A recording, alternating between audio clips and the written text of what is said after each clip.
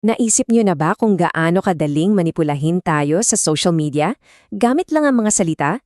Well, ngayon, bubuksan natin ang isang digital playbook. Aalamin natin kung paano ginagamit ng isang influencer ang wika at pagkakakilanlan para bumuo ng isang napaka-convincing kwento. Yan ang tanong natin. Paano nga ba nagiging sandata ang isang platform na ang original purpose, di ba, ay para pag-ugnayin tayong lahat? Ang simple ng tanong, pero ang sagot, medyo komplikado. Halika, alamin natin. Okay, so ito yung magiging mapa natin sa usapang to.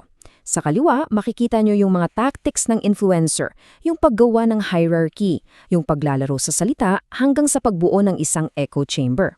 Tapos sa kanan, andiyan yung epekto nito sa community, pagkakawatak-watak, kalituhan, at manipulasyon. Isa-isahin natin yan. Okay, game. Umpisahan nating silipin kung ano ba talaga ang nasa likod ng maskara. Dito, ang unang-unang hakbang, yung pundasyon, ay ang paglikha ng isang hierarchy. Isang paraan para magkaroon ng kami laban sa kayo. At dito agad natin makikita yung pagiging elitista sa loob mismo ng grupo. Yung influencer, pinoproject niya na isa siyang Dutertista. Yun yung nasa taas ng pyramid. Mas mataas daw kaysa sa mga pangkaraniwang taga-suporta, yung mga DDS. Sa madaling salita, ang sinasabi niya ay, oo, pareho tayo ng sinusuportahan, pero hindi tayo magka-evil. So may hierarchy na, paano ngayon to pinapatibay? Dito na pumapasok yung pinakasimple pero marahil yung pinakamatalas ng sandata sa arsenal niya, ang mga salita. Dito talaga nakasalalay ang buong estratehiya. Isang napakasimpleng pagpapalit lang ng salita. Mula sa tatay natin, na parang pamilya tayo, inclusive, bigla na lang naging tatay nyo, mapanlibak at naglalagay ng pader sa pagitan nyo. Sa isang salita lang, boom, bigla ka naging outsider. At grabe yung emotional impact nito, isipin mo na lang to. Para kayong magkapatid, tapos bigla kanyang sinabihan ng tatay nyo, hindi tatay natin. Di ba ang sakit? Isang salita lang pero ang dating parang itinakwil ka na sa sarili mong pamilya. So, itong simpleng salitang nyo ay may tatlong epekto. Tatlong tama. Una, lumilikha ito ng othering. Inihiwalay ka niya mula sa kanila. Pangalawa, inilalantad nito na baka hindi naman pala talaga tunay yung intensyon ng influencer na maging parte ng grupo. At pangatlo at pinakamalala, ito ay isang malinaw na kawalan ng respeto. Okay, next piece of the puzzle. Ang digital na pagbabalat kayo.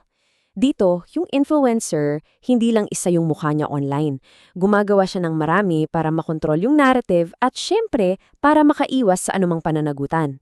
At ganito yan gumagana. Isang buong network ng mga account. Bawat isa may iba't ibang personality at purpose. May account para sa mga main post, may account para sa pang-araw-araw na engagement, meron para sa mas casual na usapan, at meron pang isa para sa ibang audience.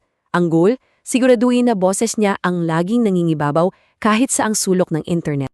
Pero alam niyo, kahit gaano ka pa kagaling magpalit-palit ng anyo, hindi basta-basta nabubura ang nakaraan sa internet. May resibo palagi, di ba? Yung mga lumang posts, yung mga dating pangalan, pilit yang babalik para guluhin yung kwento mo. At dyan na nagsisimulang lumabas yung mga butas. So ang tanong, paano nagiging successful ang ganitong performance nang hindi masyadong naku-question? Well, simple lang. Kailangan mong kontrolin yung entablado kung saan ka nagper-perform.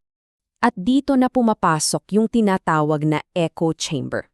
Para kang ikinukulong sa isang saradong kwarto. Sa loob, puro mga nakakalitong mensahe at lahat ng opinyon na sasalungat sa'yo, hinarangan na. Ang resulta, paulit-ulit na lang ninyong naririnig ang boses ng isa't isa hanggang sa maniwala na kayo na yun lang ang katotohanan. Ngayong nakita na natin ang lahat ng pyesa, yung hierarchy, yung wika, yung mga maskara at yung echo chamber, oras na para sa aha moment. Ano nga ba ang tunay na epekto ng lahat ng ito sa mga nanonood at sa buong komunidad? At ito yung masakit na katotohanan. Ang resulta ay hindi pagkakaisa, kundi pagkakabahagi. Hindi kaliwanagan, kundi kalituhan. At ang pinakamatindi, nasisira ang tiwala. Hindi lang sa influencer, kundi pati na rin sa isa't isa sa loob ng komunidad. Sa huli, malinaw na ang lahat ng ito ay isang malaking pagtatanggal. Isang palabas. Hindi ito tunay na pagpapakita ng katapatan. Isa itong kalkuladong strategiya na ang disenyo ay para mangontrol. hindi para tunay na maglingkod sa isang paniniwala o adikain. Kaya sa susunod na mag-scroll ka sa feed mo, huwag ka na lang basta manunood. Magtanong ka, maging mas mapanuri. Dahil ngayon, alam mo na kung ano ang mga dapat mong tignan.